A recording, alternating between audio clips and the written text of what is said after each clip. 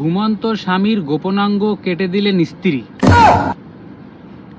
না আর কিছু বাকি আছে। বাংলাদেশে মহিলারা বা মাইয়েরা যারা এবার এখন শুরু করছে, হ্যাঁতে মানে ওই বহু বছর আগে থেকে শুনছি না যে ডাইনোসর বিলুপ্তির পথে, বিলুপ্তি হয়ে গেছে।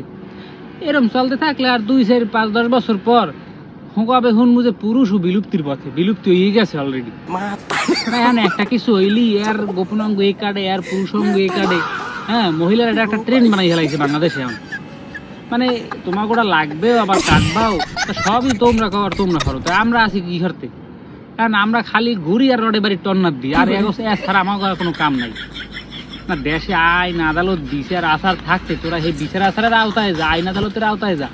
না, একটা ওইলি এই একটা কাটে, ও একটা কাটে, মানে একটা কাটাকাটি সিস্টেম লাগাই ফেলাইছে দেশে। মানে 2 দিন পর সেই রোজা বা ঈদ, 2 দিন পর ঈদ, হেবেটার ঈদ কমবে বা ঈদ কমবে, হেবেটার জীবনটাই তো শেষ।